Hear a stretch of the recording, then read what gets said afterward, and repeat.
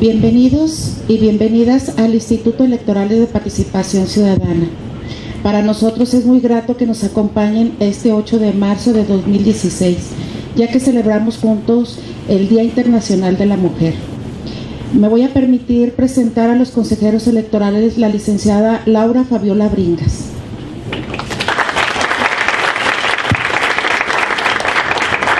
El consejero electoral, licenciado Manuel Montoya del Campo. La secretaria ejecutiva, licenciada Citlali Arriola del Río. Nuestras dos expositoras, Susana Armas Galicia y la doctora Carolina Mónica Gilas. Bienvenidas sean todas ustedes. Nunca imaginé que podía existir un día para festejar a la mujer. Eso me dijo mi mamá el día de hoy. Ella tiene 84 años. Ella nació en 1932. La idea de un Día Internacional de la Mujer surgió al final del siglo XIX, que fue en el mundo industrializado, un periodo de expansión y turbulencia, crecimiento de la población e ideologías radicales. En 1975, coincidiendo con el Año Internacional de la Mujer, las Naciones Unidas celebraron el Día Internacional de la Mujer por primera vez el 8 de marzo. Como dato referencial, hoy tenemos en nuestro estado como lista nominal al corte del 4 de marzo que el 50.95% somos mujeres y el 49.05% son hombres, que representados en números serían 630.357 mujeres y 606.888 hombres. Tenemos que recordar que apenas en el año de 1953 se reconoció el voto de la mujer en el ámbito federal, por lo que en el año de 1996 se estableció que las candidaturas no excedieran más del 70% de un mismo género. En el 2002 la cuota de género era 70-30. En el 2008 la cuota de género era 60-40. En el 2014 se establece el principio de paridad de género, o sea, el 50% hombres y 50% mujeres. A continuación me permito presentar a la licenciada Laura Fabiola Bringas, consejera electoral y presidenta de la Comisión de Paridad de Género del Consejo General, que nos dará unas palabras de bienvenida. Adelante, licenciada.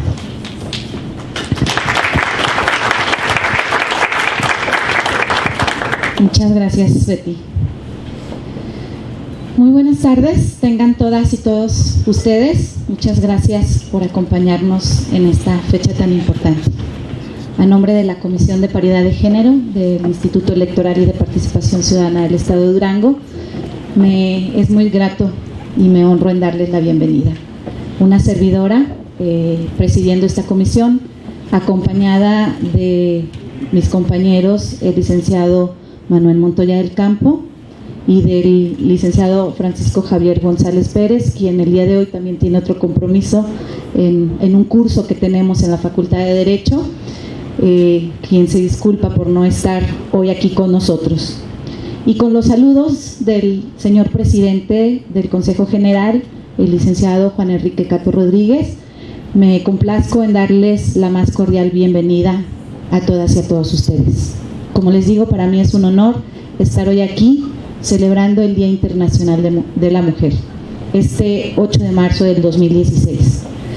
Me complace mucho saludar a nuestras conferencistas, Susana Armas Galicia, Master Coach, y a la doctora Carolina Mónica Gilas, del Tribunal Electoral del Poder Judicial de la Federación, quien hoy nos compartirán importantes temas que son de vanguardia y que abonarán enormemente para el crecimiento y el desarrollo de las mujeres de nuestra entidad.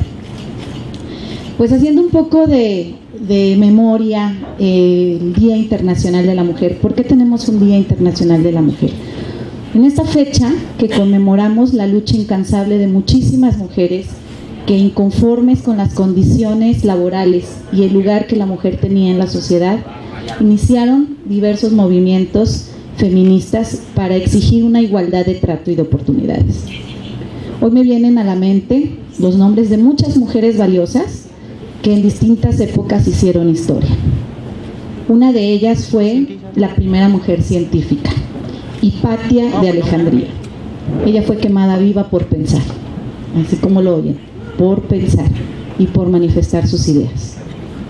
Después, muchos años después, en la Revolución Francesa, las mujeres marcharon al lado de los hombres para exigir nuestros derechos políticos.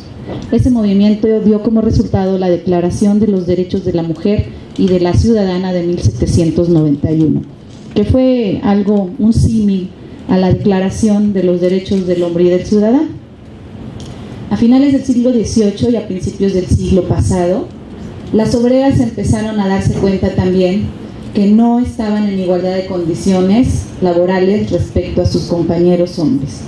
Durante esta época acontecieron algunos hechos que marcaron el rumbo de la lucha de las mujeres. Un incendio en una fábrica textil en Nueva York dio como resultado el cambio de legislación laboral para mejorar las condiciones en los centros de trabajo de las mujeres.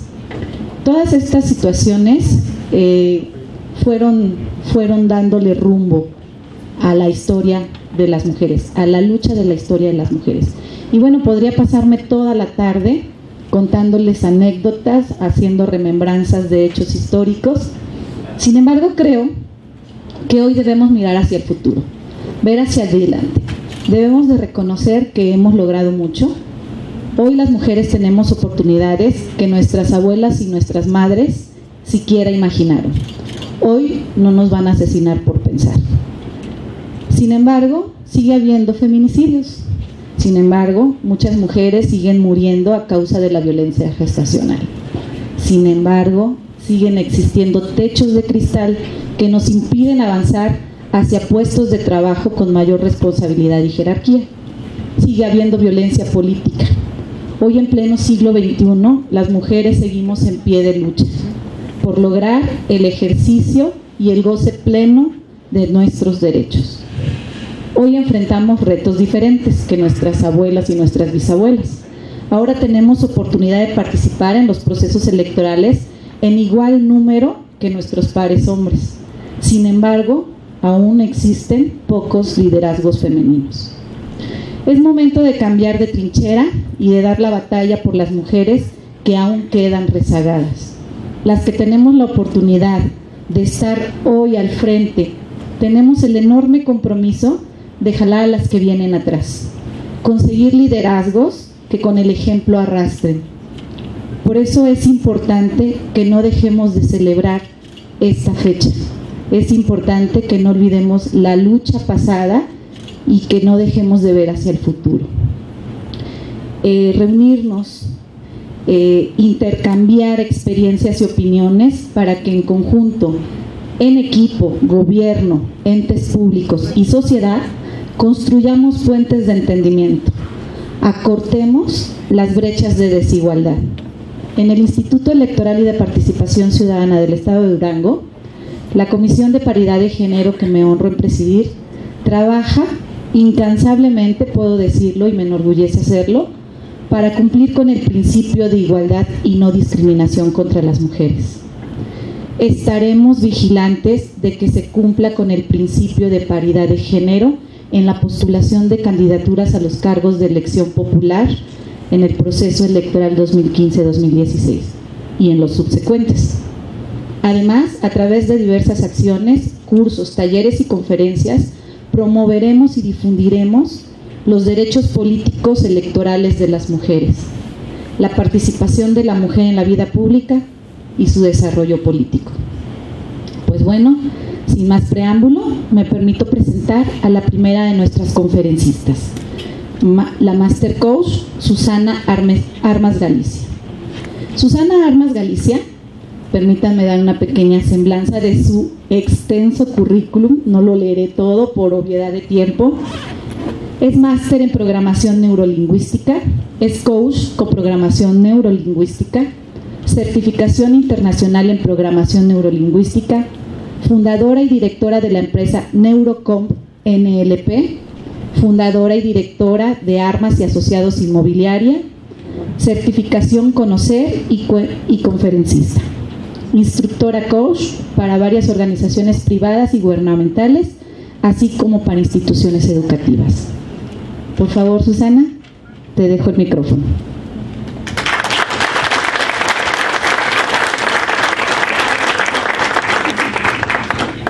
Buenas tardes. Es un honor estar aquí con todas ustedes, con todos, hay señores también. Es un honor, un gran honor.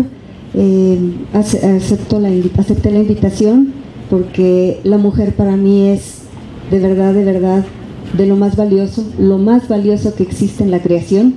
Y bueno, voy a iniciar. Les comento que mis temas no son precisamente alrededor de, voy a utilizar palabras paradigma, ¿sí?, para la sociedad, y ustedes evalúense qué tan difícil o fácil les es pronunciar la palabra que voy a pronunciar. ¿Han escuchado por ahí de una obra de teatro llamada Monólogos de la Vagina? ¿Sí? Bien, ¿cómo se sienten con esa palabra? ¿Sí?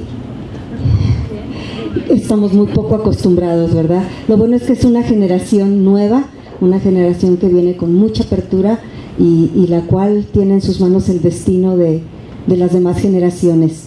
Esa obra es de una autora que se llama Eve Ensler, quien fue una feminista radical estadounidense, y crea esa obra. No vamos a versar acerca de ella, ni de esa obra, solo que es una mujer pionera, una mujer que se atreve a decir lo que piensa, lo que siente, cuando lo piensa y cuando lo siente, sin tapujos. Bien. Voy a darles algunos antecedentes, aunque parezca un poquito reiterativa. Las mujeres de hoy estamos viviendo momentos históricos. Por primera vez en la historia de la humanidad, las mujeres podemos levantar la voz por encima de los paradigmas más acérrimos que han impedido el ejercicio de una verdadera democracia. ¿Cuáles son esos paradigmas? Un machismo ancestral, represión y explotación. Hoy el mundo ve con sorpresa cómo la mujer de hoy rompe las cadenas de la discriminación y se eleva como ave fénix por encima de los prejuicios, de la marginación y la discriminación. Por primera vez estamos ante la posibilidad de alcanzar un lugar que sea coherente, que le dé coherencia, que le dé sentido a la grandeza del espíritu de la mujer. La mujer ha sido creada por el poder universal con un propósito mucho más allá de lo que el mundo materialista, el hombre, los mandatos sociales, las religiones, la política y las diversas corrientes ideológicas diseminadas por el mundo han podido dimensionar. El 17 de octubre de 1953 se ejerce el derecho al voto para la mujer en México, y después de 1953 nada vuelve a ser igual en nuestro país. Fue un reconocimiento de igualdad, un reconocimiento a la valía de cada mujer de esa generación y de las subsecuentes. Nuestras madres y abuelas no imaginaron en sus más locas fantasías que nosotras, sus descendientes, íbamos a conquistar los niveles de independencia y desarrollo actuales, alcanzando lugares por encima de lo que las generaciones de hace un siglo y más atrás pudieran siquiera imaginar. El 17 de octubre de 1953 aparece en el Diario Oficial de la Federación un decreto en el que se anuncia que las mujeres tendrán derecho a votar y ser votadas para puestos de elección popular. Este decreto fue el producto de una larga y con frecuencia dolorosa lucha. El 8 de marzo de 1957, un grupo de obreras textiles tomó la decisión de salir a las calles de Nueva York a protestar por las míseras condiciones en las que trabajaban. Distintos movimientos se sucedieron a partir de esa fecha. El 5 de marzo de 1908, Nueva York fue el escenario, de nuevo, de una huelga muy polémica para aquellos tiempos. Un grupo de mujeres reclamaban la igualdad salarial, la disminución de la jornada laboral a 10 horas y un tiempo para poder amamantar a sus hijos. Durante esa huelga perecieron más de un centenar de mujeres quemadas en una fábrica en Sherwood Cotton, en un incendio que se atribuyó al dueño de esa fábrica. En 1910, durante la segunda conferencia internacional de mujeres trabajadoras celebrada en Copenhague, Dinamarca, más de 100 mujeres aprobaron declarar el 8 de marzo como el Día Internacional de la Mujer Trabajadora.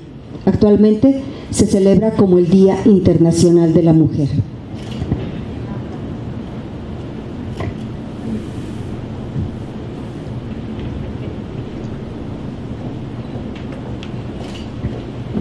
Este es un perfil global de la Organización de Estados Americanos. En 2012, 32 países han alcanzado el 30% de la masa crítica de mujeres en la toma de decisiones. Casi la mitad son europeos, seguidos por los nórdicos. Países miembros de la OEA con leyes de paridad de género. Estamos hablando de América Latina. Argentina, 30%. Bolivia, 50%.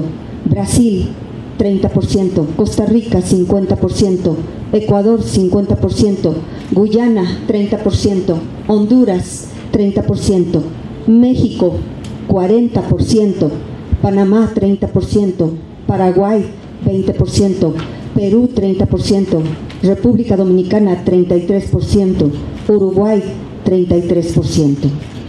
Hemos avanzado muchísimo y queda mucho por hacer. Muchísimo por hacer. Las preguntas obligadas son: ¿qué quiere la mujer de hoy? ¿Sabe la mujer de hoy lo que quiere? ¿A qué aspiran las mujeres de hoy? ¿Cuál es la visión de la mujer el día de hoy? ¿Y a qué plazo? ¿A qué distancia es capaz de abrir su visión la mujer de hoy? ¿Sabe la mujer de hoy cómo llegar? ¿Sabe cómo construir el camino? ¿Sabe cómo cruzará esos puentes? ¿Sabe cómo sorteará los obstáculos que están por venir? Son buenas preguntas. Sin embargo, les dejo la respuesta. La respuesta está en cada una de ustedes. Son preguntas para que ustedes las reflexionen, porque ustedes son quienes van a solucionar. Yo solo me permito hacer algunas observaciones de cómo lo han hecho algunas de las mujeres más grandes, más brillantes, algunas de las mentes más brillantes, mentes femeninas, mentes de mujeres que lo han logrado y han logrado trascender y han sido pioneras haciendo cambios en el mundo de la mujer.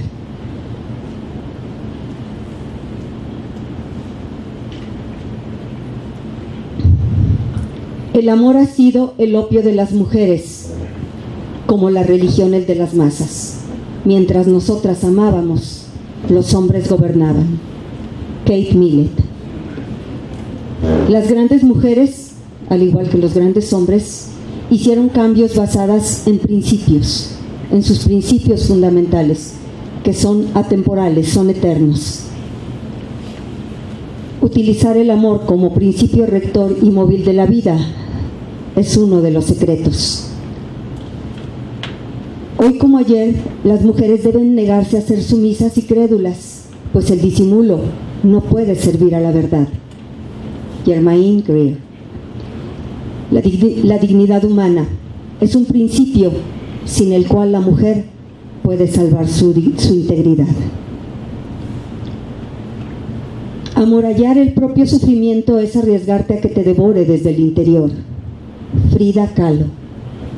Libertad humana. Ese es el principio, sin la cual somos devorados, carcomidos por la culpa, el dolor y la victimización.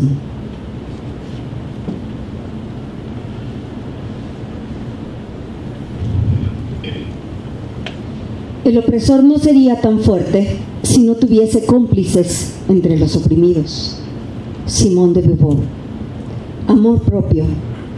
Otro principio. Como seres humanos debemos ser sabedoras que somos la fuente de esta poderosa energía creadora, para dejar de buscarla fuera de nosotras, permitiendo la explotación y el abuso en el nombre del amor.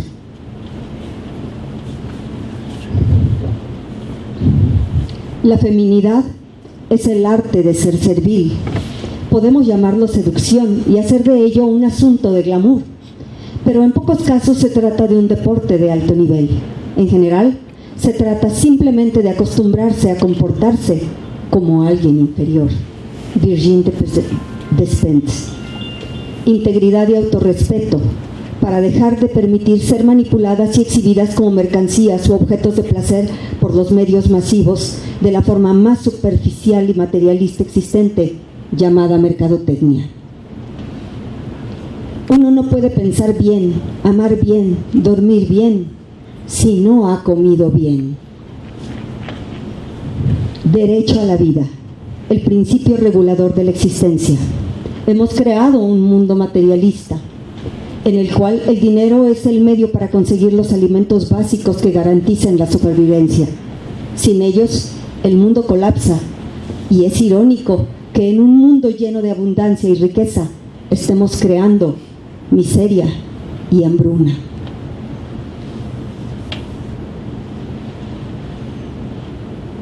Nada en la vida debe ser temido, solamente comprendido.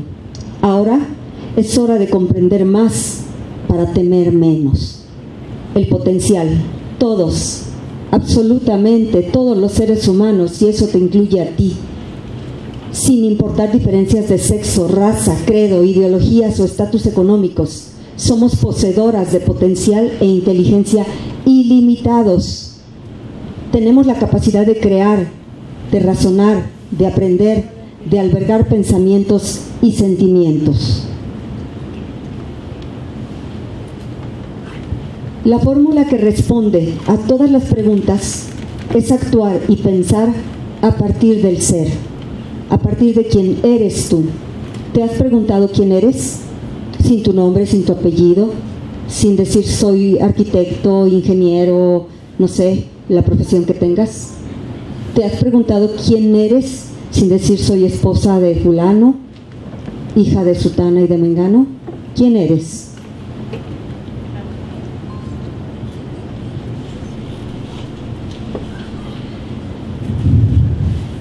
Tus principios eres tú. Tus principios son algo que eres. Tus valores son algo que tienes. No puedes dejar de ser. Si dejas alguno de los principios mencionados, te desintegras. Estás prisionera. Pensar a partir del ser para estar en condiciones de hacer. Y como consecuencia inevitable, tener. Ese es el orden. Vivimos en una sociedad que lo aplica a la inversa. El estilo de vida está en el tener. Después hacer. Y nos acordamos de ser cuando nos jubilamos o cuando tenemos 80 años. Bien. Esto es lo que yo llamo espiral del crecimiento, espiral del desarrollo humano. Equivale a una fórmula. Es una fórmula que te puede servir de brújula hacia donde vas, no importa dónde sea que vayas. Abajo de la línea roja está algo llamado codependencia. Creo que aquí ninguna de ustedes está en ese nivel. La codependencia es el infierno, es la esclavitud, la culpa, el miedo, la victimización, la enfermedad, el cáncer. Ahí está lo más terrible de la humanidad. Somos codependientes en esta sociedad prácticamente de todo, de nuestro propio pensamiento. Ahí estamos atrapadas, en nuestros propios pensamientos. Después sigue el nivel de la dependencia, de que nacemos hasta prácticamente terminada la adolescencia, somos dependientes y podría decirse que es aceptable. Después de la adolescencia, más allá de la adolescencia, es una patología. El nivel de la dependencia, mientras no rebase esas edades, es poco deseable. Las personas que se desenvuelven en el nivel de la dependencia utilizan la palabra o la persona tú. ¿Cómo es eso? ¿Han oído a alguien que diga, tú no me das, tú no me quieres, tú me haces sentir, tú me pides, tú me limitas? ¿Sí?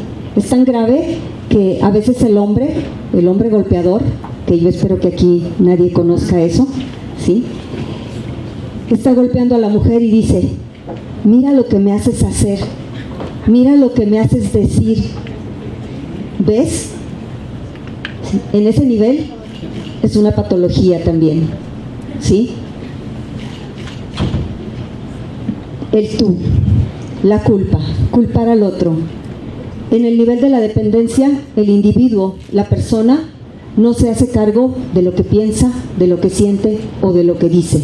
Alguien más tiene que ver con eso. Hay un nivel más alto, el nivel de la independencia. Las personas que se desenvuelven en el nivel de la independencia se desenvuelven en la segunda persona, en la primera persona, yo. Yo puedo, yo soy, yo quiero, yo creo, yo hago, yo.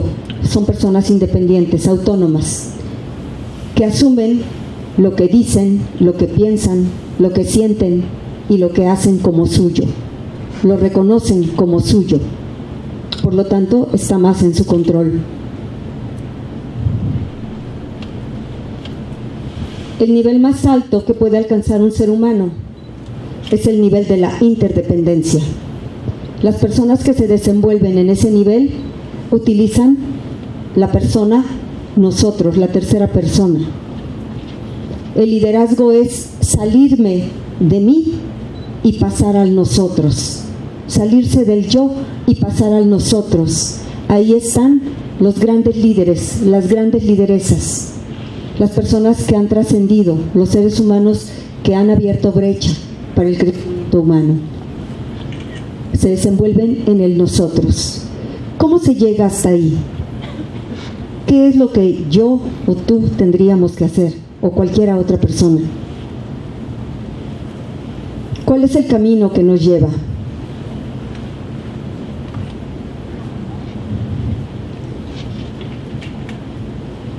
Responsabilidad. Ese es el camino.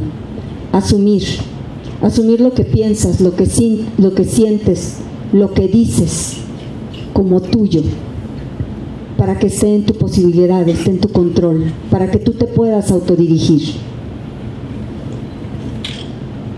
¿Para qué?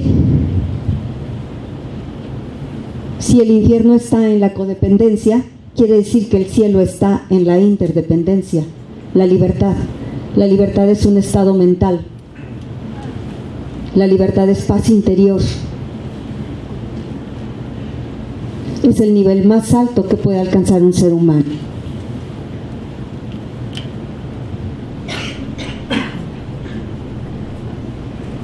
Por último, quiero compartirles ese poema de una autora llamada Marianne Williamson, y es citada por Nelson Mandela. Nuestro mayor temor no consiste en no ser adecuadas. Nuestro temor consiste en que somos poderosas más allá de toda medida. Es nuestra luz y no nuestra oscuridad la que nos atemoriza. Nos preguntamos: ¿quién soy yo para ser brillante, espléndida, talentosa, fabulosa? Pero, en realidad, ¿quién eres tú para no serlo? Eres hija de Dios. Tus pequeños fuegos no sirven al mundo. Disminuirte a ti misma para que los demás no se sientan inseguros a tu lado no tiene nada que ver con la iluminación. Todos estamos hechos para brillar como brillan los niños. Nacimos para manifestar esta gloria del Dios que está dentro de cada uno de nosotros. En la medida en que dejamos que brille nuestra propia luz, damos a otros permiso para hacer lo mismo. En la medida que nos liberamos de nuestro temor, nuestra presencia libera automáticamente a otros. Chicas, mujeres de hoy, por favor, brillen y dejen salir su luz. Iluminen a otros y permitan que otros liberen su luz. Muchísimas gracias.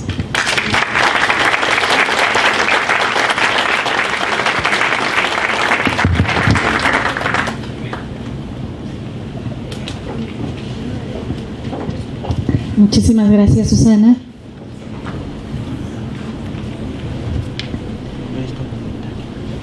Muy interesante y muy importantes las reflexiones que haces y los principios que nos has compartido. Yo creo que siembras una semilla en cada una de nosotras que iremos a germinar y a crecer para florecer.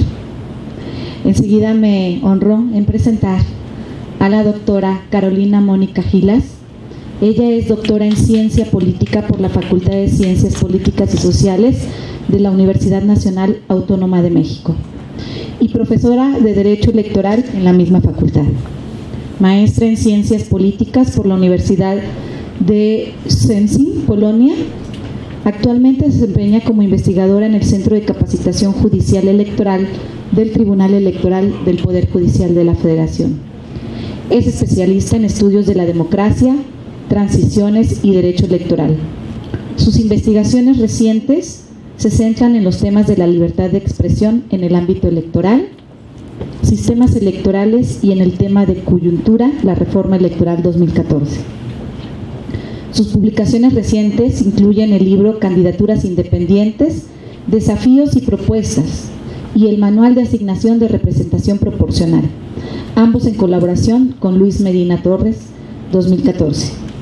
Líneas jurisprudenciales con Roselina Bustillo, 2014, y los artículos Rebase de tope de gastos de campaña y sus consecuencias en el sistema electoral mexicano. Justicia Electoral número 12, año 2013. El mal funcionamiento del nuevo modelo de comunicación social y política en las campañas electorales. Revista Mexicana de Estudios Electorales número 12, año 2013. Y suspensión de derecho a ser votado en los criterios del Tribunal Europeo de Derechos Humanos. En suspensión de los derechos políticos, Manuel González Oropesa, coordinador, por Rúa, año 2012. Pues sin más preámbulo, Carolina, es tuyo el micrófono. Muchas gracias. Gracias, muy buenas tardes, es un placer estar aquí. Hace mucho que no venía a Durango, entonces realmente aprecio mucho tener la oportunidad. Encantada, muchas gracias por la invitación. Hoy, en el marco de la celebración del Día Internacional de las Mujeres, vamos a hablar un poco sobre el tema de equidad de género, pero yo lo voy a abordar básicamente desde su vertiente política o desde la problemática de la representación política de las mujeres. Entonces, tiempos son breves, el tema es muy amplio, podríamos estar aquí no solamente horas, sino varios semestres de una carrera universitaria incluso. Entonces, voy a tratar de ser concisa. Les voy a dar un panorama realmente muy breve sobre la situación de las mujeres en el mundo en cuanto a la participación del poder político, poder económico, y en lo que nos vamos a centrar, que espero que les sea muy útil ahora en los tiempos electorales aquí en Durango, van a ser los criterios, van a ser las modificaciones que ha introducido la reforma constitucional 2014 y los criterios del Tribunal Electoral de la Suprema Corte de Justicia de la Nación, ya relacionadas con la aplicación de los nuevos principios de paridad de género. Entonces ya espero que ese conocimiento aterrizado les podría ser incluso útil durante el proceso electoral. Estar abajo para arriba. Pero no quiere. ¿Es hacia acá? Ya, perfecto. Muchas gracias, creo que se de abajo. Muy bien. Bueno, básicamente, para hacer la historia realmente larga, porque la historia de desigualdad, la historia de lucha por los derechos de las mujeres, la lucha es la historia más bien de nuestra civilización, de toda la civilización de los seres humanos, y tradicionalmente en prácticamente todas las culturas las mujeres siempre han sido relegadas a la segunda posición. Eso deriva de las diferencias biológicas que existen entre los hombres y las mujeres y del mero hecho de que las mujeres, al tener un papel más importante en la función reproductiva, al embarazarse, a tener hijos, a tener que amamantarlos y darles ciertos cuidados al nacer, han sido consideradas como esa parte de la naturaleza, de la vida cercana cercana a la naturaleza, a lo íntimo, a las relaciones familiares, a la casa, a las tareas de cuidado, a lo de servir a los demás. Mientras que el hombre, el fuerte, que tenía que salir, ¿no?, al ámbito público, que tenía que tomar decisiones, involucrarse en la vida política, en las decisiones de la comunidad, salir a cazar, ¿no?, traer al animal a la cueva, mientras que la mujer ahí lo esperaba rodeada de los niños para atender al Señor. De esa división, digamos, natural, biológica de las tareas, a partir de eso se ha construido toda la ideología y toda una cultura que justifica, que pretende justificar el lugar de la mujer en el ámbito privado, en el ámbito de dependencia frente al hombre. Ahora, en ese contexto es muy importante distinguir justamente entre lo que es el sexo y lo que es el género. El sexo son las diferencias biológicas que tenemos las personas, que dependen de cómo nacemos hombres o mujeres. Y no trascienden más allá, no tienen mayor o ninguna influencia en nuestras capacidades de vida, de decisión, de desarrollo personal. Lo que nos está atando hoy es lo que nombramos el concepto género, que describe ya no la diferencia biológica, sino las diferencias culturales, sociales, expectativas, estereotipos que existen en una sociedad determinada al respecto de cómo un hombre o una mujer debería ser. ¿Okay? Entonces, género es un constructo social. No es algo que está dado a nosotros una vez por todas y sobre lo cual tenemos que actuar y apegarnos. Al ser producto de una sociedad determinada, de una cultura determinada, de un tiempo determinado, el género es algo que se puede cambiar, ¿sí? Las expectativas, los roles que se nos asignan en función de nuestros sexos biológicos son algo que nuestras sociedades pueden cambiar. Y la lucha por los derechos de las mujeres es justamente la lucha por tratar de cambiar esos roles de género. Aquí, bueno, unos breves dibujos que más o menos sitúan o explican de qué se trata y cuáles siguen siendo en gran medida, lamentablemente, todavía las expectativas acerca del desempeño de los roles de las mujeres y de los hombres.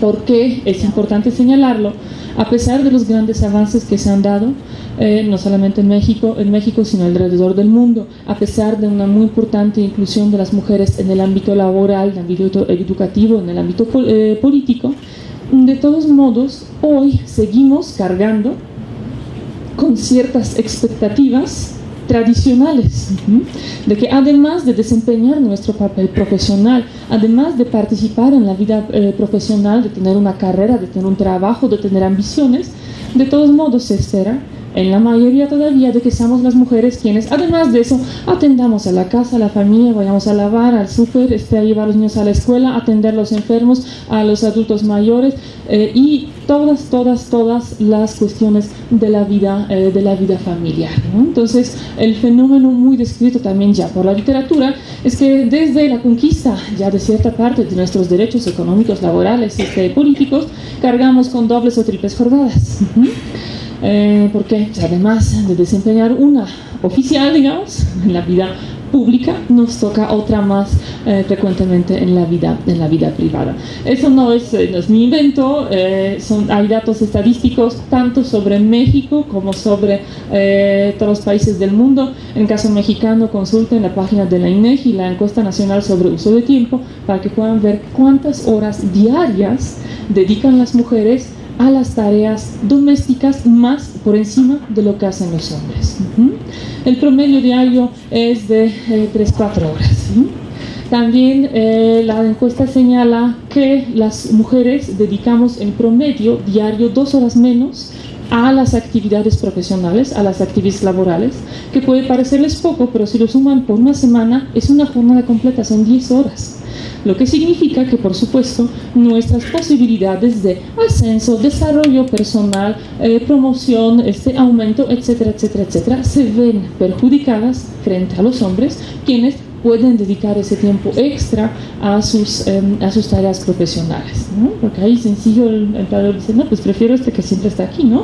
A la mujer que pues sale más temprano, va por los hijos, atiende, hace, etcétera, etcétera, etcétera, ¿sí? Entonces, todavía, a pesar de un muy importante avance, todavía hay situaciones que derivan justamente de esas roles de género que nos sitúan a las mujeres en una muy importante desventaja en cuanto a la participación igualitaria. Lo mismo está, los tenemos muy interesantes, lo mismo está incluso expresado en el uso del lenguaje. Luego, si se ponen a pensar cómo hablamos, cómo empleamos ciertos términos, se van a dar cuenta rapidísimo que no es lo mismo decir un hombre público que una mujer pública, por ejemplo. Que si decimos, uy, es como un zorro, qué astuto, ¿no? No es lo mismo usar el nombre del animalito en versión femenina para hablar de una mujer, ¿no? Y si no necesariamente estamos destacando sus cualidades intelectuales. Entonces, hay esa carga, ¿no? Peyorativa, muy negativa, en contra de las mujeres. Hay todo el problema de piso pegajoso, techo de cristal, salarios desiguales. En promedio ganamos una tercia menos que los hombres por desempeñar el mismo trabajo, tener más o menos mismas capacidades, mismo perfil, mismos conocimientos, ¿no? Entonces, el tema es realmente grave. Hay muchos empleos que son altamente feminizados, hay muy clara división sexuada de los trabajos, que tiene que ver no solamente con los ingresos, pero también con la posición en la sociedad, ¿no? Si ustedes van a un kinder, casi todas van a ser mises, van a ser mujeres. Mientras más avanzamos en la educación, las proporciones empiezan a cambiar, ¿no? Las universidades, sí, hay muchos profesores, claro, porque no es lo mismo ser un profesor universitario, lo que implica prestigio, reconocimiento, recursos, que ser una maestra de kinder, ¿verdad? Así es con muchos otros empleos o tareas que podemos desempeñar los hombres y las mujeres. Pero bueno, para no hacer el cuento me regresé largo, muy bien. Vean algunos datos sobre la distribución de riqueza en el mundo. Son bastante ilustrativos respecto de la posición de las mujeres. Más de 2/3 partes de las personas que viven en pobreza son las mujeres.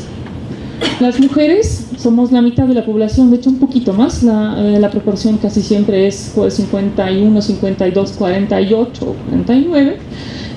Obviamente hablando de la distribución natural, ¿no? Salvo sociedades tipo China, en la India, donde el ser mujer no está deseado, tener hijas mujeres no está deseado por temas de control, por temas culturales existe control de natalidad y diferentes mecanismos que ahí sí afectan esa distribución. Normalmente las mujeres somos un poquito más de la mitad de la población, tenemos solamente 1% de la riqueza mundial.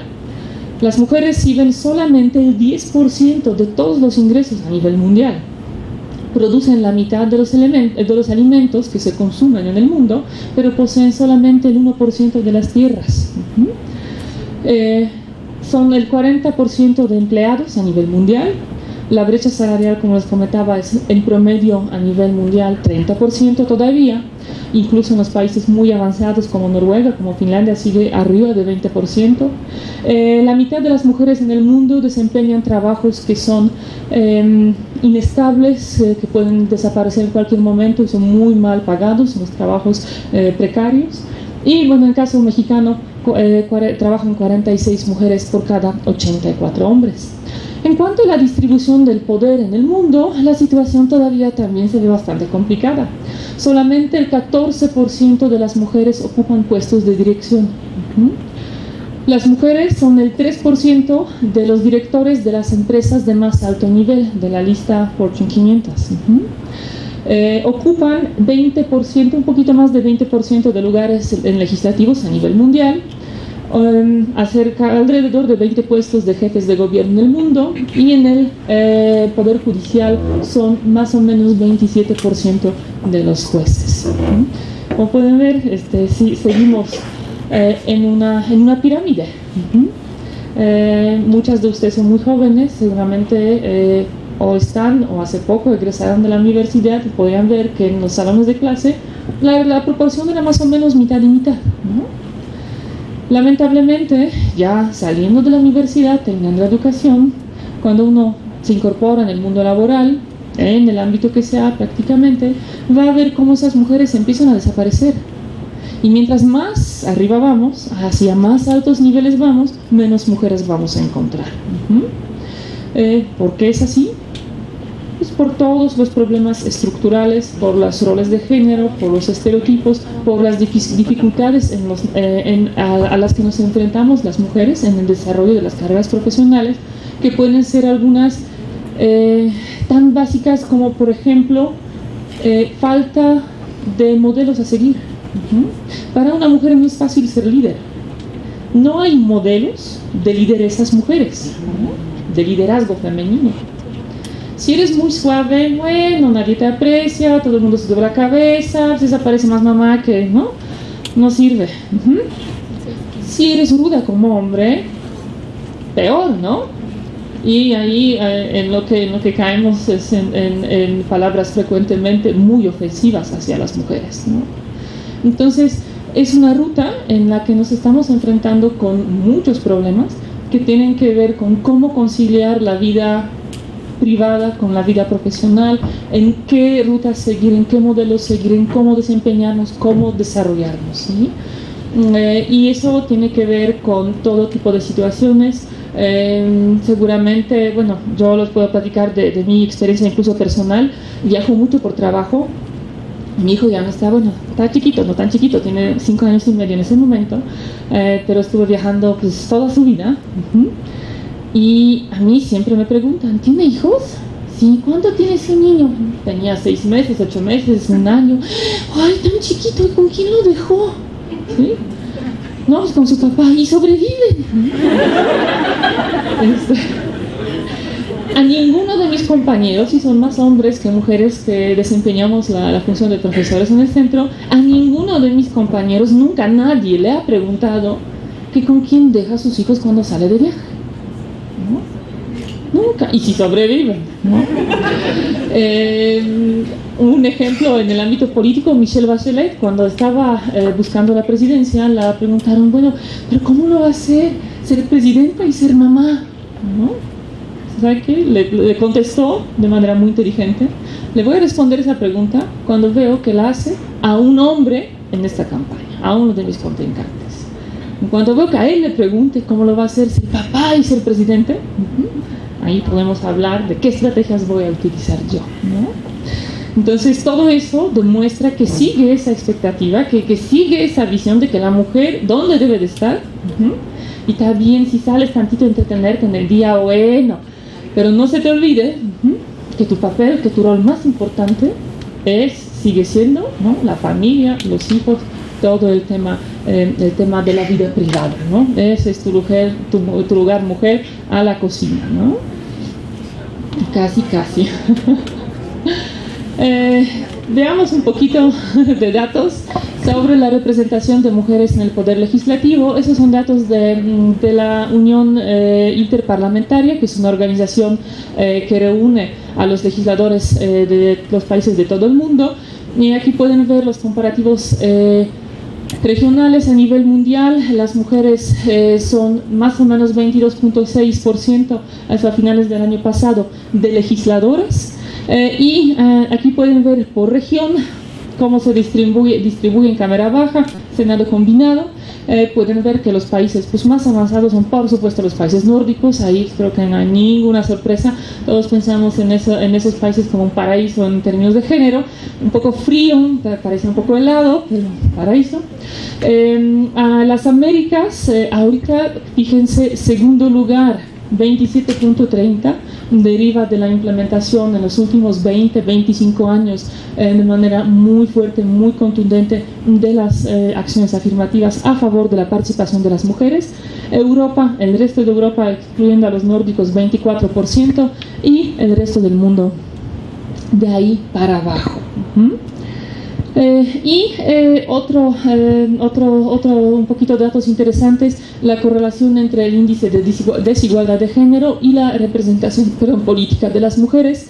El índice de desigualdad de género es uno que elabora cada año la ONU dentro de los reportes de desarrollo humano, mediante el cual evalúa la situación de las mujeres en cada país del mundo, tomando en cuenta acceso a la salud, mortandad de las mujeres, acceso a la educación, acceso a los cargos, participación en el mercado laboral y también la participación en el mercado económico de manera general. Como pueden ver aquí, el caso que particularmente nos interesa, México, mientras más cercano a cero, mejor. México con su lugar 73, con su índice 0.378, está muy de media tabla, mientras que en cuanto al porcentaje de las mujeres en Congreso, México con su 42.6% obtenidos en la última elección del 2015, es ahora el país número 7. Somos el 7º país en el mundo respecto a la representación política de las mujeres.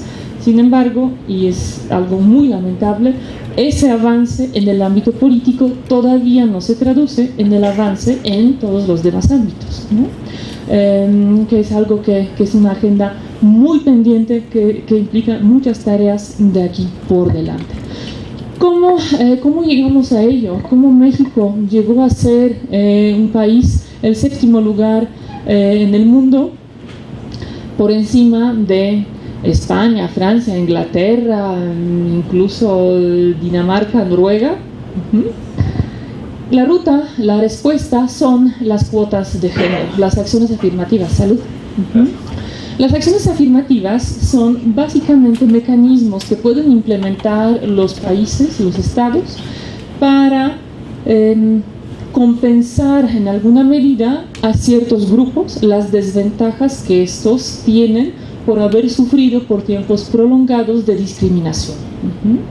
La acción afirmativa no nace para las mujeres. En era moderna nace en Estados Unidos, en la época del presidente Lyndon B. Johnson, quien implementa la acción afirmativa para los estudiantes afroamericanos, pretendiendo incorporarlos o propiciar su inserción en las universidades estadounidenses, ¿no? Con la idea de que acuérdense que es la época de la lucha por los derechos civiles de los afroamericanos en Estados Unidos, con la idea de que, a ver, si nosotros les damos acceso a la educación, a la mejor educación, lo que vamos a lograr de que ellos por sí solos van a poder mejorar su situación, porque van a poder acceder a mejores trabajos, por lo tanto a mejores salarios, por lo tanto a una mejor vivienda, mejor acceso a la salud, mejor educación de sus hijos, etcétera, etcétera, ¿no? Era la idea de démosles la herramienta para que se puedan equiparar poco a poco y cada vez en mayor medida a la población blanca.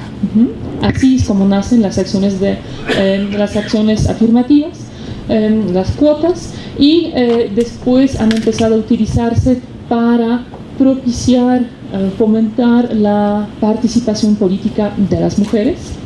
En muchos países del mundo existen cuotas, es el mecanismo más común utilizado con ese fin, y esas cuotas básicamente cuotas como acciones afirmativas tienen ciertas características muy determinadas. En primer lugar, se trata de una medida temporal, ¿sí?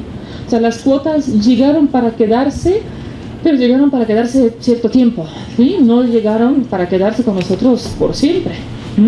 La idea de esos mecanismos es que den ese empuje, ¿no?, que necesita el grupo en particular, en ese caso las mujeres, y que cuando ya las cosas empiecen a cambiar, los patrones de comportamiento social, cuando ya empiezan a caer los obstáculos que les impedían el acceso, entonces ya en cierto momento, nadie dice tantos años, ¿no?, eso habrá que estarlo evaluando, si ya estamos llegando hacia allá, tendrían que quedar eliminadas. O sea, básicamente se trata de una medida temporal. Las cuotas pueden ser de tres tipos distintos. En primer lugar, puede haber cuotas sobre lugares de partida, es decir, listas. listas de candidatos, los que postulan los partidos políticos u otras organizaciones. Puede haber también cuotas ya sobre puntos de llegada, es decir, puede haber un número de cargos ya reservados para las mujeres. Es el caso de algunos países africanos, por ejemplo en Ruanda, donde se reserva la mitad de escaños en el Congreso para las mujeres, no en las listas, sino ya en el Congreso. Ahora hay un movimiento muy importante en Europa donde se ya exige, por decisión de la Unión Europea, a las empresas de propiedad estatal completa o en parte, que estos en sus consejos directivos incluyan por lo menos 40% de las mujeres, ya no en las listas de candidatos, sino en los órganos de decisión, ahí las queremos. Las cuotas pueden ser también voluntarias o decretadas. Hay casos donde, aunque usted no lo crea, los partidos políticos solitos, por su propia voluntad o por presión social, pero sin que medie una legislación, adoptan las cuotas para sus postulaciones de candidatos. Es el caso de Inglaterra, por ejemplo. Por otro lado, pueden ser también legales o constitucionales, es decir, previstas desde la ley electoral o desde la Constitución incluso. Las cuotas siempre generan debates y bastante acalorados, ¿no? O sea, hay gente que está muy a favor, hay gente que está muy en contra. Hay un gran debate tanto en el mundo académico como en la política, como en los partidos, ¿no? Como en la sociedad. O sea, que quien quiera que tenga que enfrentarse en algún momento con la cuota le suele generar emociones bastante fuertes, o a favor o en contra. Ahora, aquí les presento algunas de las críticas, más comunes que podemos encontrar sobre las cuotas de género. En primer lugar, lo que suele decirse, pero las elecciones se tratan de la representación, ¿no? ¿Y a quiénes teníamos que representar? ¿No se supone que deberíamos ya abandonar esa representación por clases, por grupos sociales, y deberíamos pasar a representación de intereses, a representación de ideas? Sí, claro, pero, ojo, mujeres no son un grupo social, ¿sí? Mujeres somos más de la mitad de la población, ¿sí? Entonces no se vale hablar sobre las mujeres como un grupito, y decir, no, bueno, ahora les vamos a dar cuotas a las mujeres, entonces ahorita van a venir los jóvenes, los indígenas, adultos mayores, minorías sexuales, etcétera, etcétera, etcétera, etcétera, ¿no? Con todo respeto para la diversidad y pluralidad de nuestra sociedad, no es lo mismo. Y no se trata, salvo tema indígenas, hasta podríamos decir que se trata de categorías muy distintas, porque lo de joven pues se te quita con tiempo y pronto, ¿no? Y lo de mujer, pues por lo regular no. Salvo también, por supuesto, casos de las personas transgénero, donde su sexo biológico no corresponde con su sexo psicológico, y por lo tanto pues, suelen pasar por procesos muy difíciles, muy dolorosos. Vean a la chica danesa, de cambio, incluso de cambio de sexo, ¿no? Pero básicamente asumimos el sexo biológico como algo definido, ¿no? Otro, ¿importan competencias y méritos o que sea una mujer, ¿no? Es de la verdad, para que vean que las cuotas apasionan, ese argumento a mí sí particularmente me enciende, porque siempre me pregunto, ¿por qué el tema de méritos y competencias aparece solamente cuando estamos hablando de mujeres? Porque cuando los partidos postulan a los hombres, no veo quién levante la mano y diga, no, espérense, pero que sean los mejores, que sean bien preparados, que sean competentes, ¿sí? Y no es que básicamente los candidatos masculinos que nos proponen los partidos políticos, todos ellos sean así como del mejor nivel, ¿sí? Hay de todo, claro que hay de todo, y así como hay de todo entre los hombres, hay de todo entre las mujeres. Y las mujeres tenemos derecho de ser tan competentes o tan incompetentes como los hombres. ¿Sí? Es lo que decía Meria Valcárcel, el derecho de mujer a la maldad, ¿no? Que es otro estereotipo, que la mujer siempre es la buena, la dulce, la cariñosa, la suave, ¿no? Bueno, también puede que no, ¿sí? Depende quién, depende cuándo, ¿no?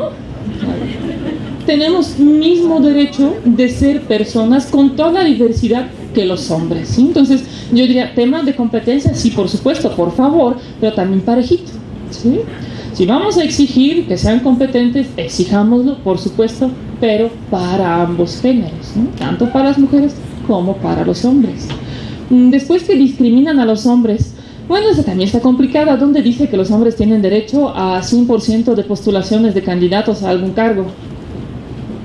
Porque asumir que estamos promoviendo la inclusión de las mujeres como candidatas, que afecta de manera negativa a los hombres, asumiría reconocer que esos hombres tienen derecho de estar ahí o que tienen más derecho de estar ahí que las mujeres. Pues tampoco es el caso, ¿no? Mujeres no están calificadas ni interesadas en la política. Bueno, tema de competencias ya lo vimos. También si analizamos, por ejemplo, niveles educativos de las mujeres, en promedio son más altos que los hombres. Si quieren datos también estadísticos, en promedio las mujeres son más inteligentes que los hombres. Ahí es bastante interesante, pero la distribución de la campana de Gauss es distinta, es interesante. La inteligencia promedio de las mujeres es más alta, pero entre los hombres encontramos más personas en los dos extremos. O sea, más entre los genios y más entre lo opuesto a los genios, ¿no? Entonces, ahí no lo estoy inventando, son los datos científicos. En cuanto a que no están interesadas en la política, de veras tampoco creo que sea así. Hay muchas de ustedes aquí hoy, creo que todas las personas, sin importar el género, están igualmente interesadas. En los partidos políticos la militancia es más o menos también igualitaria, a nivel base, ¿no?, de militantes, porque también es una pirámide. Abajo hay mitad y mitad, y mientras más arriba vamos, van desapareciendo las mujeres, como siempre. Yo creo que ahí donde podríamos tal vez explicar que por qué a veces las mujeres no quieren involucrarse en la vida de los partidos, por ejemplo, en la política. Creo que la pregunta básica es, pues sí, pero ¿a qué horas? ¿Sí? Si después de las 2 jornadas que ya hemos comentado, tendría que venir la tercera, pues ahí simplemente falta tiempo, fuerza y todo lo demás, ¿no? Y también los partidos políticos por lo regular se encargan bastante efectivamente de justamente impedirle el paso a las mujeres y de desalentar la participación de las mujeres. Quienes son militantes de partidos políticos saben de qué estoy hablando, de que con frecuencia donde se toman las decisiones, en el barecito, del table, ¿verdad? No necesariamente en los espacios públicamente determinados para ello, ¿no? Que yo creo que ahí sí no necesariamente propicie la participación política o presencia de las mujeres. Tal vez podría ser un mecanismo igualitario, establecer una semana en el table y la otra en el otro table, ¿no? Para hombres, para mujeres. Tal vez con eso, pero también no sé si todos se sienten realmente cómodos y felices. ¿Qué tal si a la oficina, verdad? Dígame. ¿No quiere comentar? Yo pensé que estaba levantando la mano. Se siente. ¿No? Aquí ellos participan. Muy bien. Muy bien. No fue necesario el Qué bien, Qué bien. Otro argumento en contra de las cuotas, de que son necesarias, ¿no? De que poco a poco va a haber más mujeres. Sí, se han hecho simulaciones que nos tomaría como 100 años llegar a la igualdad. Entonces, también depende ya de la ciencia de cada quien. En general no la tenemos tantas. Son innecesarias si somos todos iguales. Ahí se trata de esa diferencia entre la igualdad formal y la igualdad sustancial, ¿no? Formalmente todos somos iguales, toda la Constitución, las leyes, todos nos dice que somos iguales. Pero en el día a día, en la vida real, podemos ver que no siempre, lamentablemente, es así. Acá hay ciertas estructuras sociales, costumbres, patrones que hacen que a ciertas personas se les dificulta, ¿no? Se les hace más difícil, se les ponen trabas que no tienen otros, en ese caso, mujeres frente a los hombres. Por lo tanto, se requiere ese apoyo legislativo, ese apoyo estatal para cerrar esa brecha, ¿no? Para ayudar a que seamos iguales, pero no solamente en la ley, pero ya en los hechos. Que son antidemocráticas, los votantes deben decidir. En caso de las cuotas o paridad en las listas de candidatos, finalmente siguen decidiendo los votantes. El hecho que una mujer o muchas mujeres sean candidatas todavía no significa que es obligatorio votar por ellas. Y me apuesto que para cualquier cargo que uno busque, que uno tenga que elegir, siempre va a poder encontrar un candidato masculino si realmente siente esa necesidad, ¿no? Es decir, yo no voy a votar por una mujer por nada del mundo. Seguramente hay un candidato hombre de algún partido político por el que sí adelante puedes votar, ¿no? O sea, no impiden las cuotas en ese sentido a las personas a tomar su decisión tanto en función de la persona como en función de la opción política que ellos quieran elegir. Otro argumento muy a favor de las cuotas es que son tremendamente efectivas. Hasta ahora, en cuanto al fomento de la representación política de las mujeres, ninguna otra medida ha sido tan efectiva como las cuotas. Por supuesto, todo depende de qué cuotas, ¿no? Depende de cuál es su diseño, en qué sistema electoral, si son obligatorias, si hay realmente mecanismos que permiten sancionar el incumplimiento, obligar a que se cumplan. Hay muchas todavía como reglas, muchos detalles, pero para ilustrarlo brevemente con un solo ejemplo, lo que le tomó a Suecia más de 60 años llegar arriba del 30% de representación femenina en el legislativo, a Costa Rica le tomó una elección con una cuota de género bien diseñada, ¿sí? Ese es el poder de la cuota. Bueno, eso no vamos a entrar porque no tenemos tanto tiempo en esos detalles de sistemas electorales. Bueno, aquí para concientizar, esta es una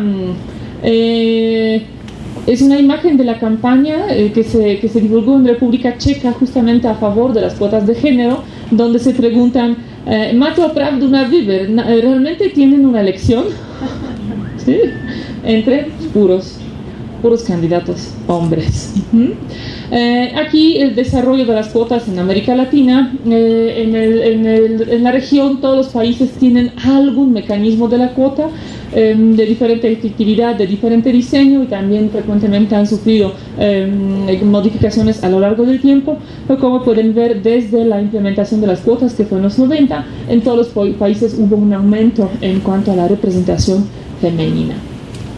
Vayamos entonces ya a México. Ya qué es lo que ha sucedido. Me voy a obviar, voy a saltar toda la lucha por el reconocimiento del sufragio femenino, también la anterior. Me voy a obviar todo el movimiento femenino hasta todos los grupos de feministas hasta llegar a los años 90, porque si no, pues el tiempo no nos va a dar. Entonces, en los 90, por primera vez en nuestra legislación aparece la primera referencia, ¿no? al tema, en la electoral, por supuesto, al tema de género y la presencia de las mujeres en las listas. En 93, en el COFIPE de aquel momento, se sugiere o se dice que los partidos procurarán la presencia de mujeres en las listas. Pues sí, la estaban procurando de manera tan efectiva que la representación femenina en aquel tiempo era de 12-14%, ¿no? O sea, no había tal, ¿sí? Como no había una regla en particular, como no había ningún mecanismo que los obligara, básicamente no pasaba nada. Hasta 96, donde ya en el COFIPE se establece una cuota 30-70, pero como no hay ningún mecanismo realmente que obligara a los partidos a cumplir, no pasa nada, ¿no? Esa es la primera época de una cuota de género muy, muy deficiente, muy débil. La segunda etapa empieza en 2002 con una reforma que mantiene las cuotas en el porcentaje 30-70. Ahí es importante señalar que la cuota en México siempre se ha formulado en términos neutros desde la perspectiva de género. O sea, nunca dice, ponme 30% de mujeres, sino dice, no puedes poner más de 70% de candidatos de un solo género, sean esos hombres o sean esas mujeres, ¿sí? Lo que se busca es equilibrio. Bueno, en aquel tiempo todavía muy precario, pero equilibrio. Lo que pasa en 2002 son también algunos cambios muy importantes. Empieza a aplicarse la cuota solamente para las candidatas propietarias. Ya ven que siempre se postulan fórmulas, candidatos a diputados, senadores, etcétera, siempre van en fórmula, ¿no? Entonces lo que hacían los partidos después de 93 era, ok, tengo 20 candidatos, necesito cumplir con la cuota, tengo que poner unas 4 o 5 mujeres, pues pongo 4 propietarios, ya estoy, ¿no? Ya les dijo la reforma, no, pues no. Tienes que poner esas mujeres como candidatas propietarias para que realmente queden electas, y no para que estén nada más ¿cómo se llama? Debatador emergente, ¿no? Para las listas de RP se estableció en aquel momento que deben de integrarse en bloques de 3, y que en cada segmento de 3 entonces tiene que haber una persona de género distinto, ¿no? 2 hombres, una mujer, o una mujer y 2 hombres. Es ahí donde, bueno, una ventaja, una desventaja. Ya se establece la obligación de la cuota, y se establece que los partidos que no cumplan con ella no van a poder registrar sus candidatos, que la autoridad electoral les podrá negar su registro si no lo hicieran, pero al mismo tiempo se abre una puerta a la excepción. Se establece esa famosa cláusula de que si tus candidatos de mayoría relativa provienen de una elección democrática interna, entonces puedes evitar cumplimiento de la cuota, ¿no?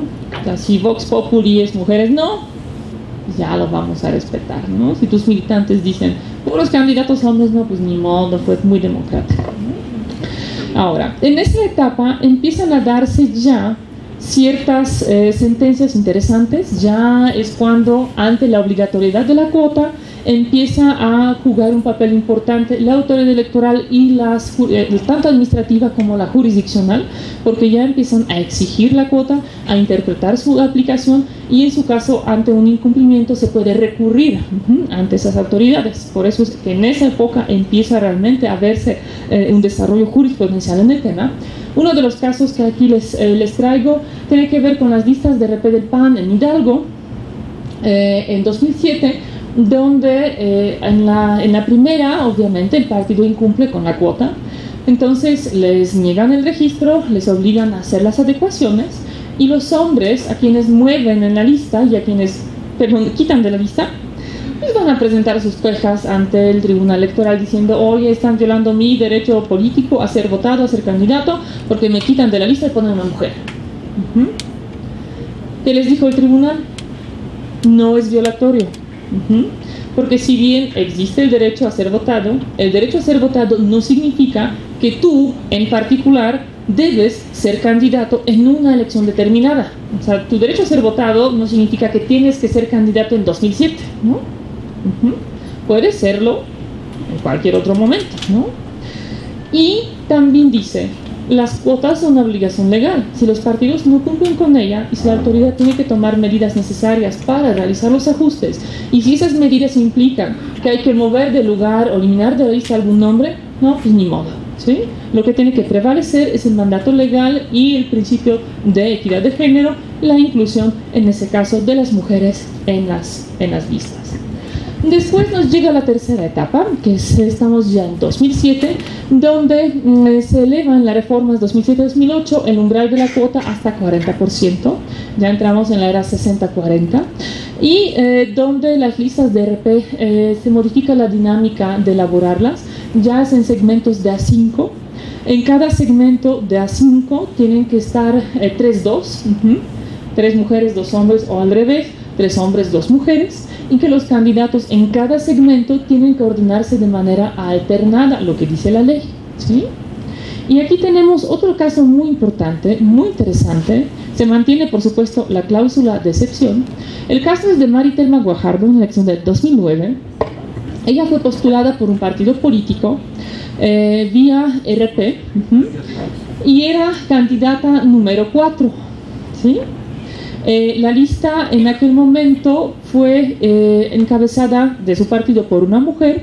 Después seguían 2 candidatos hombres, que eran 2-3, después otras 2 mujeres, 4-5. Y dice Maritelma: eso no está bien. Alternar significa 1-1, y por lo tanto yo, que era la siguiente mujer, ¿no?, debería estar en el lugar 3 de la lista, no en el 4. Entonces presenta su impugnación, su juicio ciudadano, y la Sala Superior le da razón. Es efectivamente el vocablo alternar que te dice la ley significa que tienes que acomodarlos 1 a 1, hombre, mujer, hombre, mujer, hombre, mujer. No se pueden tocar ningún lugar, ningún momento de tu lista de candidatos de RP, no se pueden tocar candidatos del mismo género. No puede haber 2 hombres o 2 mujeres de vecinos, ¿okay? Incluso entre los segmentos. Ordena subir a Maritelma al lugar 3, y gracias a eso ella consigue su escaño. porque su partido en aquella circunscripción solamente consigue 3 escaños de RP. Creo que es una elección muy importante para las mujeres. Hay que luchar por lo que a uno le toca, ¿sí? Hay que luchar por lo que corresponde y buscar a través de los mecanismos existentes que se cumplen las acciones afirmativas, que se cumpla la cuota, que a uno se le dé y se le reconozca el lugar que le toque, ¿no? De haberse quedado callada, no llegaba. Vamos entonces.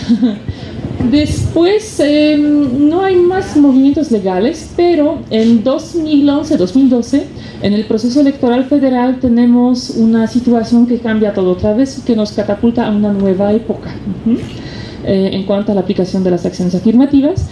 Tiene que ver con inicio del proceso electoral, estamos para el de octubre de 2011, y es la famosísima sentencia anti-Juanita, ¿se acuerdan? Hay un grupo de mujeres, que es un grupo de mujeres provenientes de diferentes partidos políticos, impugnan los lineamientos del Instituto Federal, en aquel momento todavía electoral, que establecían o explicaban cómo tenía que aplicarse la cuota de género en las elecciones de aquel año. Y de esa sentencia lo que quedó mucho en la...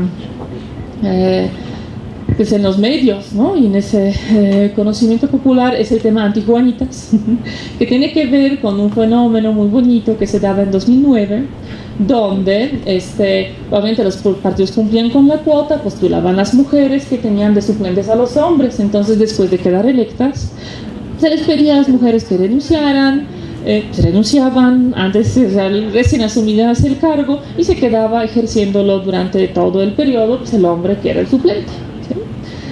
Son mal llamadas porque el que inició eso era un hombre, el famoso Juanito en Iztapalapa, en la Ciudad de México, no sé si se acuerdan, a favor de Clara Brugada, que protestó. El caso de Juanito es muy importante, pero bueno, no es caso de género, entonces no vamos a entrar ya a los detalles. Pero bueno, él fue, o con su nombre se ha bautizado ese fenómeno de renunciar a favor de alguien, de las famosas Juanitas. ¿Por qué eliminó las Juanitas la sala superior? Porque dijo que dentro del segmento de 40% que corresponde a las mujeres, las fórmulas completas deben ser de un solo género. Es decir, las mujeres pueden tener como suplentes solamente a mujeres. Ahora, ¿qué tiene que ver eso con lo que les señalé apenas hace ratito, diciendo que la cuota en México siempre es neutra desde perspectiva de género? Entonces, ¿por qué el tribunal dice que ese 40% es de mujeres? En el análisis, en la sentencia, lo que señala el tribunal es que efectivamente la cuota tiene la intención de ser neutra para establecer balance, para establecer equilibrio entre ambos. Pero dice, sin embargo, no podemos estar ciegos ante el hecho de que históricamente y en ese momento el género que está en desventaja, el género subrepresentado son las mujeres, ¿no? Entonces, lo que realmente busca la cuota de manera muy inmediata es favorecer la inclusión de las mujeres, por eso reconocemos que ese 40% básicamente es para ellas, ¿no? Entonces, aquí las mujeres tienen que ir en una fórmula completa, mujer con mujer, y dentro de las 60% restantes, donde los hombres son propietarios, las mujeres sí pueden ser suplentes, ¿okay? Ese es un solo elemento de esa sentencia, el más famoso, pero yo creo que ni siquiera el más importante.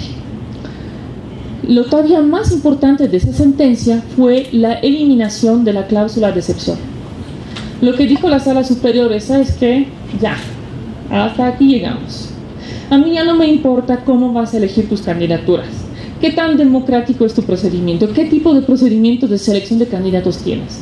Tienes que cumplir con la cuota, tanto para mayoría relativa como para RP. ¿Okay? Eso es lo que realmente le ha dado la fuerza a la cuota. Porque antes de esa sentencia, básicamente los partidos cumplían con la cuota en las listas de RP, que son solo, pensando en la Cámara Federal, 200 escaños, y en los 300 de mayoría relativa, eran prácticamente todos los candidatos hombres, ¿sí? Porque ahí se excusaban con el procedimiento democrático, ¿no? Dijo la sala, ya no se puede hasta aquí. ¿Cuál fue el resultado? Aquí pueden ver de qué manera evolucionaba la cuota en México. Y la participación política de las mujeres, 11%, menos de 9, menos de 15, 17. Ya después de 2007 hemos llegado arriba de 20, hemos llegado a 22.6, 24.4, y fue justo con la sentencia anti-Juanitas en la elección 2012 donde superamos el umbral 30% y donde las mujeres por primera vez han obtenido 37% de escaños en el Congreso. Un resultado histórico. ¿Por qué es importante haber rebasado el 30%? Las teorías sociológicas señalan que el 30% es el umbral mínimo necesario para que un grupo minoritario pueda tener una influencia real en la toma de decisiones que ocurren en un órgano colegiado. No importa qué grupo, sean mujeres, sean una minoría, no importa cuál, de dónde viene, pero arriba de ese número, de ese umbral mágico, ya empiezan realmente a tener voz, empiezan a tener influencia. Por eso es tan importante rebasar ese umbral. Ahora, el otro efecto de esa sentencia, además de elevar el porcentaje al 37%, fue el movimiento subsecuente y la reforma 2014. Las mujeres, la mayor cantidad de mujeres que fueron electas en la elección 2012, fueron ellas quienes promovieron la reforma constitucional y el reconocimiento en el artículo 41 del principio de paridad de género. Fue la iniciativa de las senadoras mujeres. Lo han hecho recién integradas, recién instalado el Congreso y el Senado. Sin embargo, no prosperó en aquel momento pues por coyuntura política. Pero un año después, cuando ya en 2013, en otoño, después del Pacto por México, después de la reforma energética, educativa, etc., ya se entró a discutir la reforma político-electoral. En esa coyuntura, en el Senado, ellas proponen y logran la aprobación de esa modificación al 41 constitucional. Entonces, la cuarta etapa de la cuota nos llevó rapidísimo a una nueva era de la paridad. Ahora, ¿qué establece entonces ya hoy nuestra Constitución y nuestra legislación? En primer lugar, se reconoce que paridad de género es un principio constitucional y desde la Constitución se obliga a los partidos políticos a postular los candidatos de manera paritaria, es decir, 50% frente a 50% de hombres y mujeres. La Constitución solamente habla de los cargos legislativos, tanto federales como locales, pero vamos a ver en un ratito por qué y cómo llegó a ser que también la paridad tiene que aplicarse en las elecciones en ayuntamientos. ¿Okay? Después de la reforma constitucional llegan las legales. Ya le decimos adiós al GOFIPE, damos bienvenida a dos nuevas legislaciones generales, la Ley General de Instituciones y Procedimientos Electorales y la Ley General de Partidos Políticos, son las vigentes hasta el día de hoy. ¿Qué dicen esas leyes en el tema de mujeres, en el tema de género? Dicen efectivamente candidaturas 50-50, mitad hombres, mitad mujeres. Ahora, en cada segmento, la fórmula completa tiene que ser del mismo género, hombres con hombres, mujeres con mujeres. No se permiten fórmulas mixtas para ningún cargo. La única excepción que se ha dado a partir del proceso electoral 2015 es en el caso de los independientes, donde sí se permite que un hombre tenga como suplente a una mujer, pero solamente en esa configuración. ¿Okay? Además, la otra regla señala, obviamente, que se tiene que mantener la alternancia en las listas, es decir, las listas de RP tienen que ir uno a uno, de manera alternada. Se establece una regla muy interesante que señala que los partidos políticos no pueden postular a los candidatos de un solo género en todos los distritos donde hubieran obtenido en las elecciones anteriores la votación más baja, son sus distritos perdedores, ¿no? Ya ven que todo partido tiene 3 tipos de distritos básicamente, o municipios, ¿no? Los donde siempre ganan, no importa a quién pongo, voy a ganar, ¿no? Tienen los donde siempre pierden, igual no importa a quién van a poner, van a perder. Y tienen cierta cantidad de los donde pues, pueden pelear, ¿no? Donde chance esta vez sí, ¿no? Donde realmente se desarrolla esa competencia electoral. Entonces, lo dice en la norma, ya no puedes hacer lo que hacías siempre, que era postular las mujeres en tus distritos perdedores y decir, ves, nadie quiere votar por ellas. Y tú, autoridad electoral, tanta insistencia, ¿sí? Ya no se puede seguir bajo ese esquema, ya hay reglas específicas para cómo hacerlo. Otro tema importante tiene que ver con las interpretaciones de la Suprema Corte, porque la ley general ya no establece ninguna excepción a la cuota. Nada de procedimiento democrático, entonces te sales con la tuya. No. Tiene que haber cumplimiento de la cuota. Algunas legislaciones locales han intentado mantener esa excepción del procedimiento democrático de selección de candidatos, y la Corte, de manera recurrente en varias acciones de inconstitucionalidad, les ha dicho no. Ya la manera en que está configurado el 41 constitucional no admite ninguna excepción al cumplimiento de la paridad de género por ninguna razón. También, por supuesto, señala la legislación que tanto el INE como los OPLES, en el ámbito de su competencia respecto de candidaturas que registren, tienen la facultad de negar el registro a los partidos políticos o candidatos que no cumplen con la paridad de género, ¿sí? En este caso, establecen un plazo para que el instituto político tuviera oportunidad de corregir los registros. Si no lo hace de manera correcta, se le niega el registro. Al ratito les voy a platicar un caso interesante sobre eso. También a partir de las nuevas legislaciones y en el último proceso electoral, también la Sala Superior ha dado un paso importante en cuanto a reconocer la legitimidad de las mujeres para promover los juicios relativos al cumplimiento de las normas de paridad.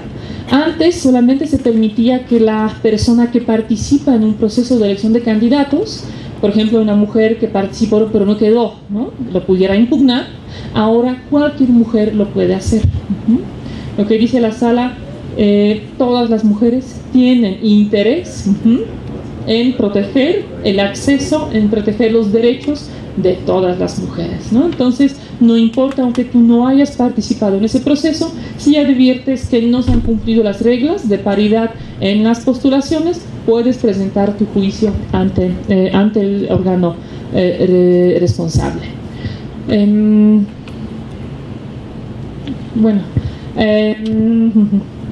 El año pasado se han dado muchos criterios importantes relativos con el cumplimiento de género. Hubo un debate jurisdiccional muy importante respecto de la posibilidad o hasta dónde llega la interpretación de la regla de paridad, si solamente las postulaciones o también ya la integración de los órganos.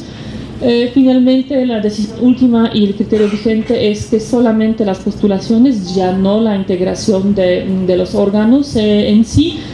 Es decir, que no se vale realizar movimientos después de la elección en las listas para favorecer el ingreso de las mujeres.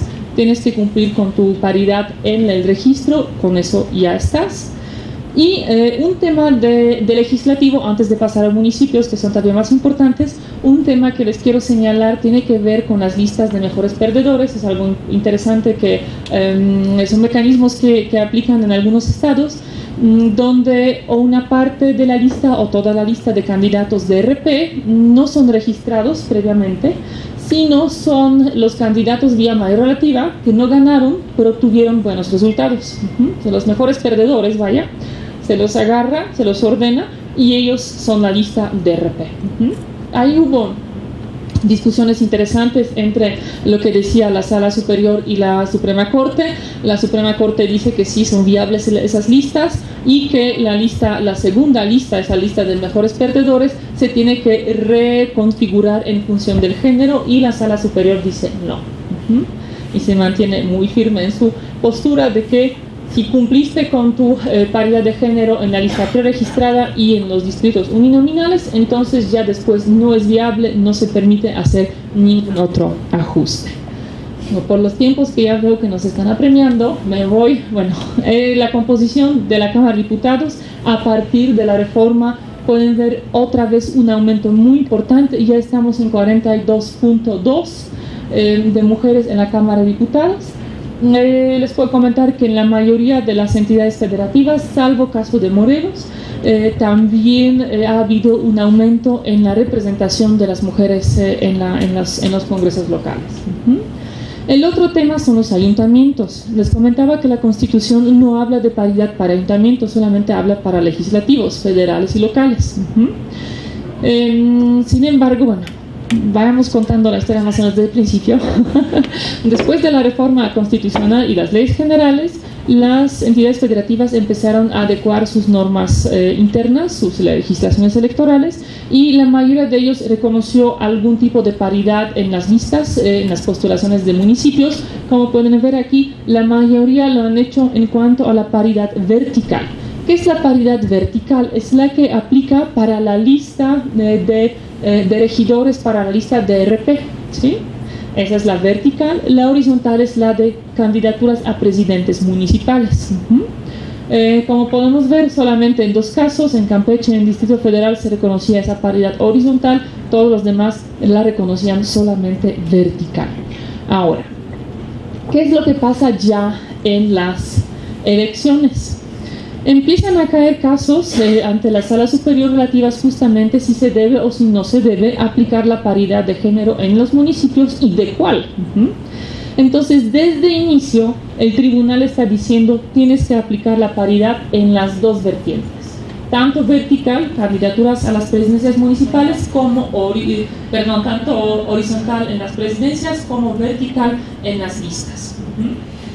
En el proceso pasado hubo solamente 3 excepciones a esa regla, que fue Nuevo León, que fue Estado de México y Sonora. En esos 3 estados, ¿por qué no se cumple?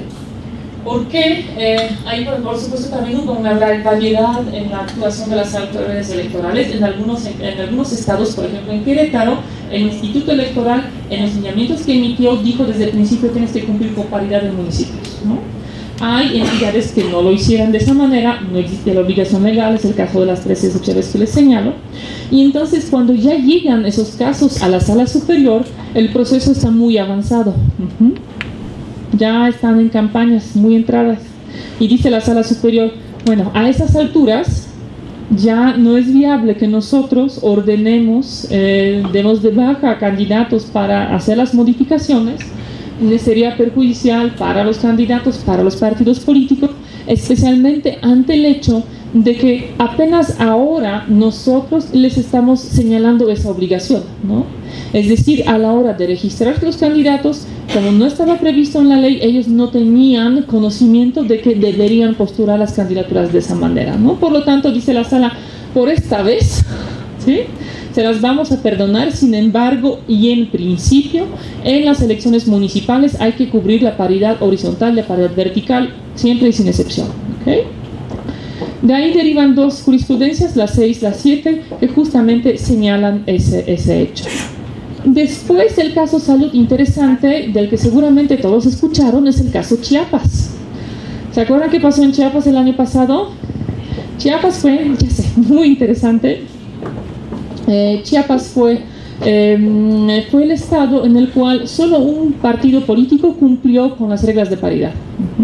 Los demás no. Entonces, ahí se da toda una serie de impugnaciones y finalmente el caso llega, bueno, primero a la Sala Regional Jalapa, que es la competente para Chiapas, y la Sala Jalapa dice, la paridad de municipios vertical y horizontal debe cumplirse, pero dado lo avanzado del proceso electoral, pues ya ni modo, ¿no? De ahí el caso llega ante la Sala Superior vía recurso de consideración. ¿Y qué es lo que dice la Sala Superior? Dice, Jalapa, no tienes razón, tienen que cumplir con la paridad, no hay excepción, no aplica excepción para Chiapas. ¿Por qué? 1, jornada electoral en Chiapas fue después de los demás estados, un mes después. Por lo tanto, sus registros de candidatos, todo su proceso fue, ¿no?, movido frente, ¿no?, fue desfasado frente a los demás. Y dice la Sala Superior, a ver, Chiapas, ustedes tuvieron conocimiento porque se les notificaron nuestras jurisprudencias en mayo, antes de que hicieran sus registros de candidatos. Y nuestras jurisprudencias son obligatorias. ¿Sí? La jurisprudencia de la Sala Superior tiene misma fuerza que la ley. Lo que dice la jurisprudencia es igualmente obligatorio para las autoridades electorales que la ley. Entonces dicen, ustedes no pueden alegar que no sabían. No es el mismo caso que Estado de México, que Sonora, que Estado de México, Sonora y Nuevo León, gracias. No es el mismo caso. O sea, ustedes no pueden alegar que no sabían. sí sabían, nosotros mismos les hemos notificado, tanto al instituto, al tribunal local como a los partidos políticos, por lo tanto tienen que cumplir. Ahora, se cancelan los registros, se suspenden las campañas por 48 horas, ese es el plazo que tienen ustedes para recomponer sus listas. Y eso fue a 10 días de la jornada electoral, ¿no? 6. Hay algunos partidos que no cumplieron, algunos municipios, y ahí sí no participaron, se les canceló el registro de manera definitiva. De ahí queda claro que, ¿no?, que la paridad obliga. Todavía a fin de año hubo una confusión interesante porque en el caso de Zacatecas, que tuvo la reforma el año pasado, vía acción de inconstitucionalidad, se cuestionó ante la Suprema Corte una posible omisión legislativa, señalando que ni la Constitución ni la Ley de Chiapas no señalaban paridad a nivel municipal, ¿no?, paridad horizontal. Y la Corte en su sentencia dijo, es que eso no es obligatorio porque la Constitución Federal en ningún lugar dice tú tienes que cumplir con la paridad. Y después se ponen a discutir en la Corte que si siquiera debe o no debe haber paridad horizontal en los municipios. Y la votación que sacan es que parece que no, pero la votación que sacan es muy fragmentada, muy dividida, y finalmente la verdad nadie sabe cómo votó cada quien. Ya no fue una mayoría contundente. Entonces, ya en el proceso electoral de Zacatecas, que está en curso, igual que el de ustedes, se presentó, el instituto de allá emitió sus lineamientos en los que señala como obligatoria paridad en las dos vertientes, vertical y horizontal. Pues obviamente algunos partidos lo impugnaron ante la Sala Superior diciendo, a ver, espérate, si la Corte dice que no, ellos me dicen que sí, es una contradicción, ¿no? ¿Qué dice la Sala Superior? Que no hay contradicción, porque no es vinculante el criterio de la Corte. Bueno, más bien la parte vinculante del criterio de la Corte es la Constitución local, no tiene que prever de una manera expresa la paridad, ¿no? Lo demás, el análisis, la discusión de la Corte, dice la Sala, no es vinculante porque no se aprobó por mayoría de 8. Por lo tanto, no es vinculante como criterio para los demás ni para nosotros. En esa situación, lo que sí es vinculante es nuestra juris de 2015, que sí establece la paridad en el ámbito municipal, tanto vertical como horizontal. Entonces, ese es el criterio que aplica, que sigue aplicando y que, como pueden ver, ahora sí no hay, eso ya no les voy a platicar esas, ya por falta de tiempo, pero como pueden ver, no hay escape a la paridad de género. Esa la tengo que ver antes, es de manera como aumentaron, como pueden ver, hay estados donde a partir de la última reforma aumentó en 28, 30% la representación de las mujeres, 44 en Querétaro, miren, pasó de 8 a 52, o sea, el aumento fue en la mayoría de los casos realmente muy importante, salvo, comento, Morelos, que ahí tuvo que ver con la manera en que se fragmentó el voto entre diferentes opciones políticas, que en esta ocasión no propició las victorias femeninas. Muy bien, a tiempo. No sé si hay dudas o preguntas. Mientras tanto, les agradezco muchísimo su atención. Por supuesto, la presentación está con ustedes, se queda aquí para quien la necesite y quiera conocer los criterios más a fondo, y yo quedo a sus órdenes. Fue un gusto, muchas gracias.